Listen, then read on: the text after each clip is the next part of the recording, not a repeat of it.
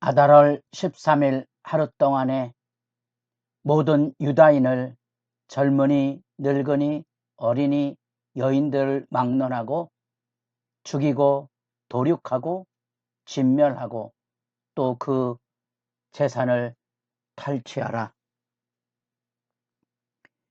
새벽 이슬 같은 생명의 기도자 여러분,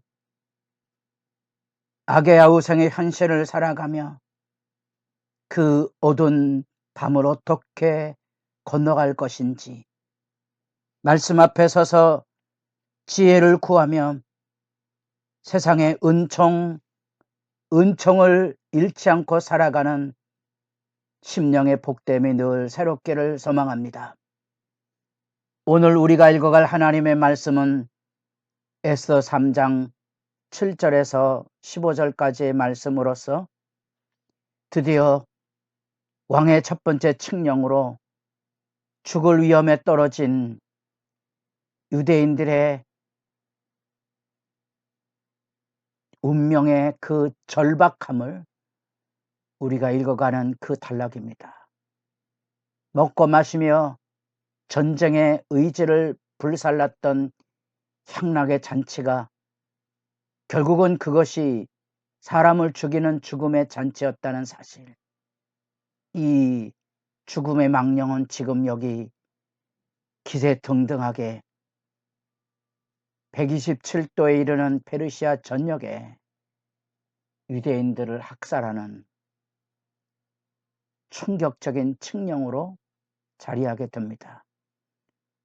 많은 사람들이 역사 속에 정의를 말하고 알량한 지식을 가지고 옳고 그른의 이야기를 굉장히 좋아합니다만 정작 그것을 말하는 사람들의 삶의 행동에 대해서, 자기 행동에 대해서 선악간의 시비나 분별이나 논쟁에는 무책임하고 나약한 모습을 보이는 것이 일상이지요.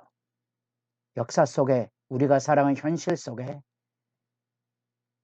옳고 그름의 정의 논쟁에서 빨리 벗어나십시오. 그건 자기 잘났고 남 죽이는 이야기의 판단일 뿐이지요. 역사 속에서 행행하고 있는 악의 실체를 지켜보는 일이 중요하고, 우리들 안에도 끊임없이 악의 실체가 있다는 사실을 의식하고 돌아보고 참여하는 시간들이 늘 필요한 거지요. 그게 이처럼의 새벽 시간입니다. 말씀을 통하여 자기 마음의 사악함과 간교함과 수치와 부끄러움을 토서하고 정직한 삶으로 일어서는 그 일. 이 악이 왜 무서운 거 아니? 죄의 싹은 사망이라는 말이 그냥 단순한 구호가 아니라 우리가 늙고 병드는 현실에 보면 이게 다 악이 가져온 결과지요. 그만큼 악은 집요하게 하나님의 형상으로 지음받은 인간을 무너뜨리는 일에 앞장서고요. 주도 면밀한 죽이기 전략을 가지고 있다는 겁니다. 우리 안에 부모로부터 좋은 유전인자뿐 아니라 죽이는 해악의 인자까지 전부 자녀들을 통하여 그들의 몸에 꿈틀대게 함으로 무너지게 하는 그런 장면들. 왜 사람들이 교회당 안에까지 들어와서 자기 높다는 오만과 권력의 행태를 지속하고 있는지 섬뜩 하셔야 됩니다. 세상의 욕망을 통하여 지배되고 있지만 왜 사람들이 교회당 안에까지 들어와서 이 같은 일을 행하는 걸까? 악의 실체를 분별하지 못하면 교회당에서 세상 별 다름없는, 오늘날 우리가 사회 불안으로 바라보는 반복되는 정치 세계의 모습을 교회당 안에서도 여전히 지켜보는 일은 고통스러운 일이지요. 하나님의 지혜가 필요하고 저는 하나님의 심판이 선연하다고 믿고 있습니다. 그렇게 악의 들램을 과장하지도 않고 또 숨기려 할 필요성이 없고요. 하나님이 심판하시면 감수해야 하는 거지요. 잘못함을 인정하고 고백하는 삶, 그것이 정직이지요. 이 놀랍지만 우리 어제 살펴본 정작 반역을 고변했던 모르드게에게 궁중일기의 기록이 있음에도 불구하고 당연히 주어질 보상은 3장 1절에 보면 하만이 높이 올려졌다는 겁니다. 이 높이 올려진 이유도 없이 그는 높여졌어요. 그리고 그가 그 높아져서 한 일이 뭔고 하니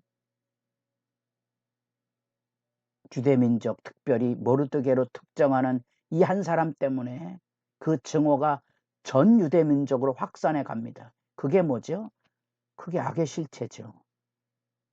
왜 한 사람이 왕명을 어겼으면 법대로 처리하면 되는데 왜 유대민족 전체를 없애려고 할까요? 그게 악의 실체들입니다. 한 사람과 다퉜는데 전체 교회나 심지어 전체 기독교를 욕하는 경우들 일상으로 만나보지요. 섬뜩 하지 않으면 깨닫지 못하는 겁니다. 알지 못하는 거예요. 그게 악의 실체고요. 인간의 몸도 참 아픈 구석이 있어서요. 제 사촌이 저희 집에 놀러 왔다가 어머님이 해주시는 짜장면을 먹고 체해서 그는 수십 년 동안 짜장면을 먹지 않았다는 겁니다. 하필 또 어머니가 해준 음식이 체했을까? 또 체한다고 해서 몇십 년 동안 짜장면을 못 먹어야만 되는 것은 또 무슨 일입니까? 이런 것들이 우리 일상 안에서 일어나고 있는 악의 실체들이고요. 주도 면밀한 세상을 움직여가는 악의 실태들입니다. 살피고 분별하시고 잘 가꾸시고 돌보셔야 됩니다. 그런데 이 유대인 학살 전략을 자기 힘으로만은 역부족으로 생각했는지 신의 뜻을 묻습니다. 신의 뜻이 뭔고 하니 제비를 뽑는 겁니다. 여기 부르라는 말이 있습니다. 부르 곧 제비를 뽑아. 부르라는 말은 아카디아 페르시아 사람들이 알고 있는 용례입니다만 그것을 여기 제비란 말로 다시 설명을 합니다. 이것은 고대 사회에서 신의 뜻을 묻는 제비죠. 제비를 뽑았는데 하필 지금 니산월 1월 달인데요. 12월 달에 뽑힌 겁니다. 뭔가 보이지 않는 하나님의 손길 여러분 느끼지 않습니까? 다음 달에 2월이나 3월 달에 제비가 나왔다면 즉각적인 유대인의 멸족이 일어날 뻔했습니다. 신의 뜻을 안다고 제비를 뽑았는데 12월이 된 거죠. 그리고 그 유대 민족을 학살할 근거를 찾습니다. 근거 없는 거잖아요. 모르드게에 대한 증오가 유대 민족으로 확산이 되는데 여기서 이 죄의 실체가 여기 그대로 드러납니다.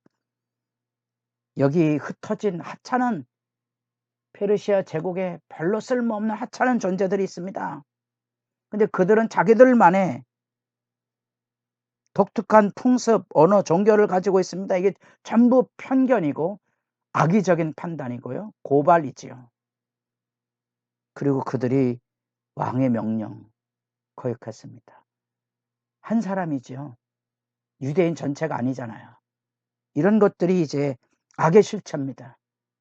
그래서 이 유대 민족을 없애는 것은 전체 페르시아 제국으로 말하면 노동력이 사라지는 것이잖아요. 은 1만 달란트를 겁니다. 왕이요? 이건 하찮은 건데요. 내가 그 돈을 대신 내겠습니다 하는 거지요. 하만은 어디서 이 돈이 났을까? 어마어마한 돈이고요. 이 돈이 학자들의 요세푸스 같은 경우 보면 이 페르시아 전국에 1년치 거두어들이는 조세라고 추정하기도 합니다.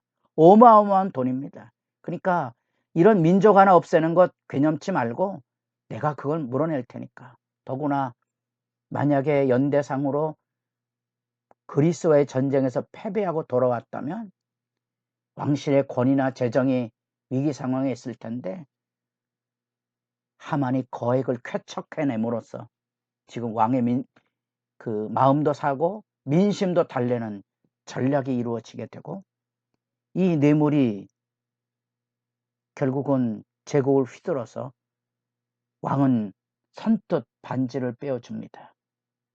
그것에 대해서 왕의 권위로 조선을 인치게 되는 거지요. 이게 전후 상황을 파악하지 못하는 지도자의 무책임입니다.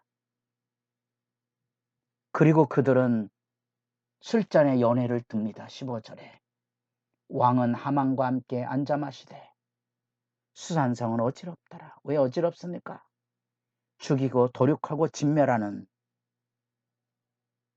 유대민족의 학살의 영이 열려졌다면 이게 제국 전체에게도 유대민족에게도 혼란의 도가니가 되는 거지요.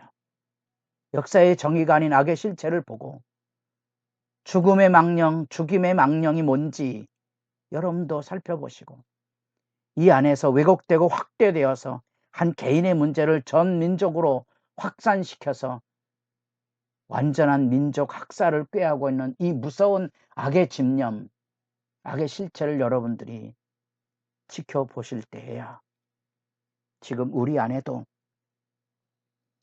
이 악과 죽음의 망령이 우리 안에도 날뛰고 있구나.